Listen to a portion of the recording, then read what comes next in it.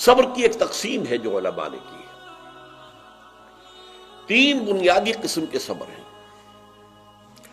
الصبر علی الطاعہ، اطاعت پر صبر کرنا.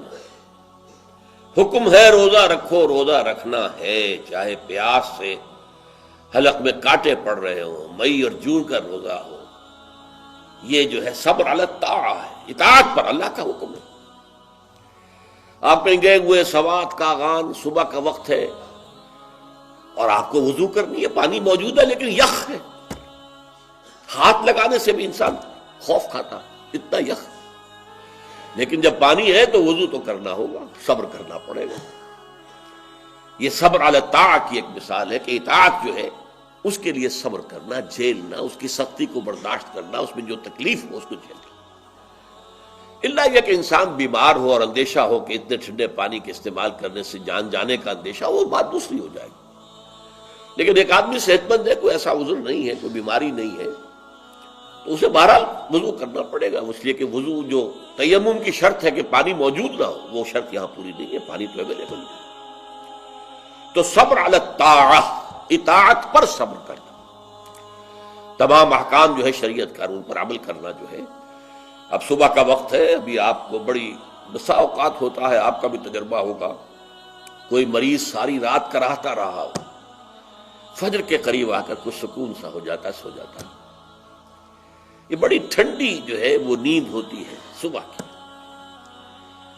اسی لیے اقبال کو جواب شکوہ میں جو اللہ تعالیٰ نے فرمایا تھا، کس قدر تم پہ گراں صبح کی بیداری ہے، ہم سے کب پیار ہے، ہاں نیند تمہیں پیاری ہے، صبح کا اٹھنا تو تم پر بہت بھاری.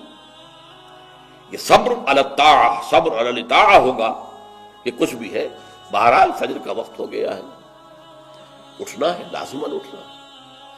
یہ ٹھنڈی ٹھنڈی جو ہوا چلی، ایک سخت گرمی کا موسم ہو، حبس میں رات گزری ہو، صبح کے وقت کوئی نسیم سحری تھوڑی سی چلے گی اور ایسی لوریاں دے گی، ایسی تھپکیاں دے گی کہ آدمی جو ہے وہ چاہے گا کہ بس میں اب آرام کروں، سو جاؤں.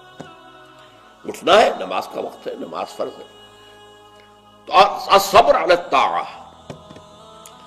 دوسرا صبر ہے الصبر عن المعصیہ، معصیت سے رک جانا، صبر کرنا.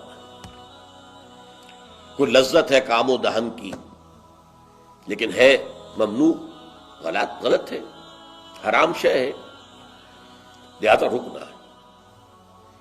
یہ ہے صبر عن المعصیہ. وہ ہے صبر علی الاطاعہ، اور یہاں آئے گا عن.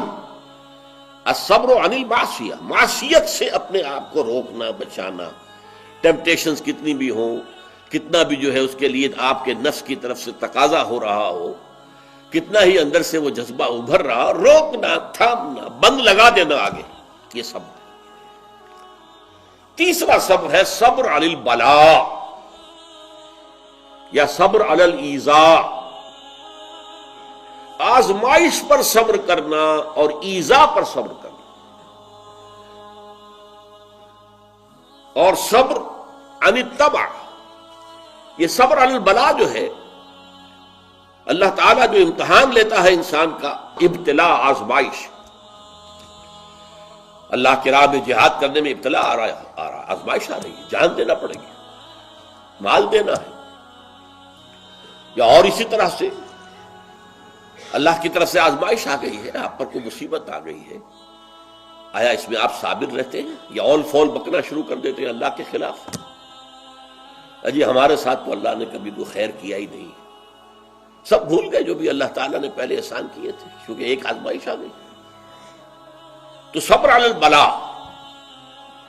اب اس کے 2 حصے ہیں جو میں نے بیان کیے. ایک ہے صبر علی الایذاء،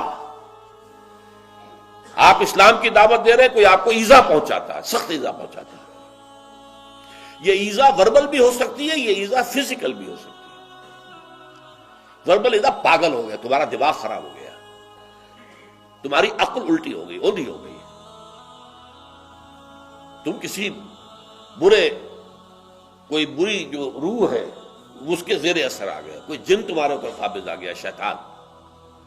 یہ کیا ہو رہا ہے؟ وربل ایذا، زبان سے سکھایا جا رہا ہے. اور ایک یہ کہ مارا جائے، پیٹا جائے، جیل میں رکھ دیا جائے، بھوکا رکھا جائے، ایذا پہنچائی جائے۔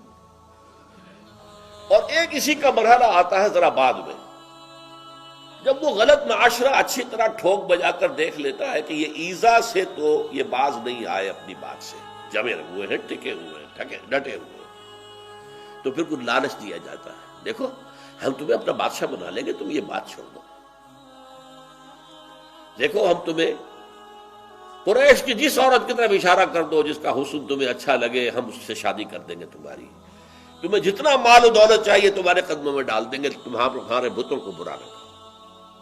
یہ نہ کہو یہ بات نہیں، اب یہ طمع ہے، ٹیمپٹیشن کے مقابلے میں رکنا ایذا کے مقابلے میں رکنے سے زیادہ مشکل ہے، جس کی ایک بہت بڑی مثال جو ہے امام احمد ابن حنبل کی زندگی میں ہے کہ جب مسئلہ خلق قرآن پر جب انہیں جیل میں ڈالا گیا، مارے ماری گئی، الفاظ یہ آتے ہیں تاریخ میں کہ انہیں وہ مار ماری گئی کہ اگر ہاتھی کو بھی وہ مار ماری جاتی تو چنگھاڑ اٹھتا، لیکن ان کے آنکھوں میں کبھی آنسو نہیں آئے، برداشت کی۔ پھر زمانہ بدل گیا، اب خلیفہ کوئی اور ہو گئے، اور ان کا اپنا موقف وہی تھا جو امام احمد ابن حنبل کا ہے، تو اب دارالخلافہ سے، ایوان خلافت سے ایک ایلچی آیا ہے اشرفیوں کی تھیلیاں لے کر کہ یہ خلیفہ نے آپ کو بھیجی۔ اس پر حضرت امام احمد بن حنبل رو پڑے، اے اللہ میں اس آزمائش کا اہل نہیں، یہ آزمائش سختر ہے اس مار سے کہ مجھے جیل کے اندر پڑ رہی تھی، اس سے رکنا بہت مشکل ہے۔ تو میں نے یہ صبر کی قسمیں آپ کو گنوا دی، صبر علی الطاعہ، صبر عن المعصیہ، نمبر 3 صبر علی البلاء، علی الابتلاء، اس کی 2 قسمیں، صبر علی الایذاء، اس کی 2 قسمیں، زبانی کلامی وربل یا فزیکل جسمانی طور پر تکلیف پہنچا کر، اور پھر صبر عن الطمع، ٹیمپٹیشنز کے مقابلے میں اپنے آپ کو روکے رکھنا، یہ صبر کی قسمیں ہیں۔